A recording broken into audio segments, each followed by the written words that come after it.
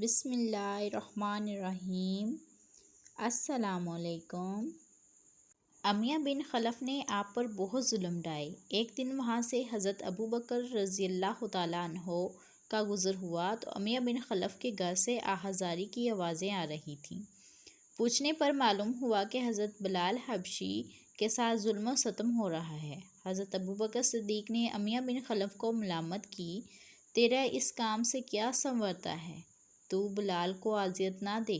امیہ بن خلف نے کہا، میں نے اسے دام دے کر خریدا ہے، تیرا دل چاہتا ہے تو اسے خرید لے۔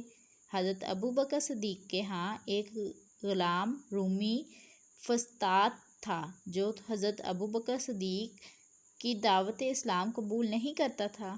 آپ نے فرمایا، وہی غلام اور ساتھ 40 اوقیہ چاندی لے کر بلال میرے حوالے کر دے۔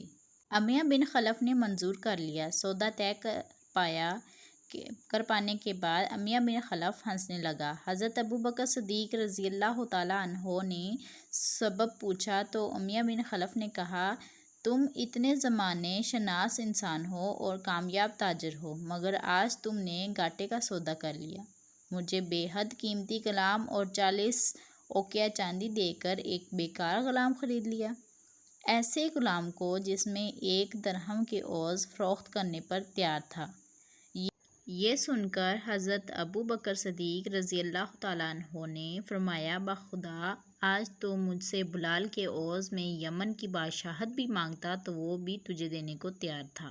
حضرت ابوبکر صدیق نے حضرت بلال کے گرد و غبار کو اپنی چادر سے صاف کیا اور امیہ بن خلف کے سامنے انہیں نیا لباس پہنایا اور رسول اللہ صلی اللہ علیہ وسلم کی خدمت اقدس میں لایا اور عرض کیا، یا رسول اللہ صلی اللہ علیہ وآلہ وسلم، میں نے اسے آزاد کیا، لیکن شرط یہ ہے کہ آپ صلی اللہ علیہ وآلہ وسلم کی خدمت میں زندگی بسر کریں۔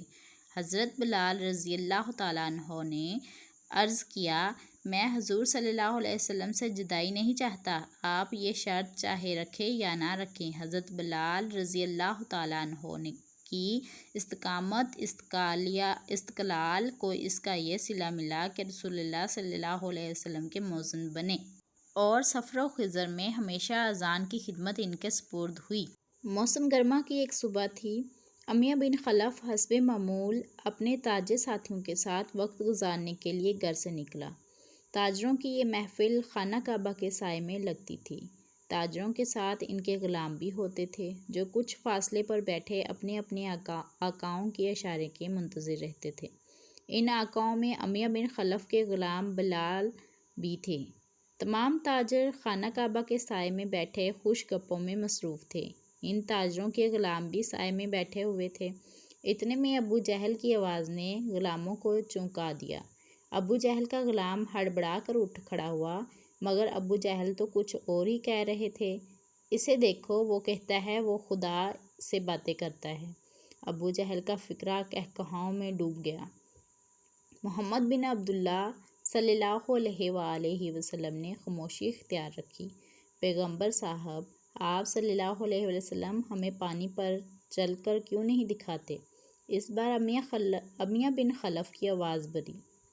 محمد بن عبداللہ صلی اللہ علیہ وآلہ وسلم ہمیشہ کی طرح تنہا پہاڑوں کی سمت جا رہے تھے جہاں لوگ کہتے تھے کہ ایک فرشتے نے ان سے بات کی تھی۔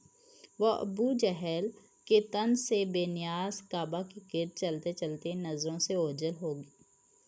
ادھر تاجروں کی محفل میں ہر چہرے پر ہنسی تھی، ہر شخص اس مذاق میں شریک تھا، صرف ابو سفیان تھا جس کے چہرے پر کوئی مسکراہٹ نہ تھی۔ اچانک وہ اٹھ کھڑا ہوا، محفل میں سنجیدگی لوٹ آئی۔ وہ کہنے لگا، ایک خدا کو ماننے والا خدا کا منکر ہے۔ ہمیشہ کی طرح ابو سفیان نے دکھتی راگ پر ہاتھ رکھ دیا تھا۔ باقی کی کہانی اب ہم اگلی ویڈیو میں جانیں گے، اس کے لیے انتظار کریں۔ میرے چینل کو سبسکرائب، لائک اور فالو ضرور کیجیے گا۔ اللہ حافظ، اپنا خیال رکھنا۔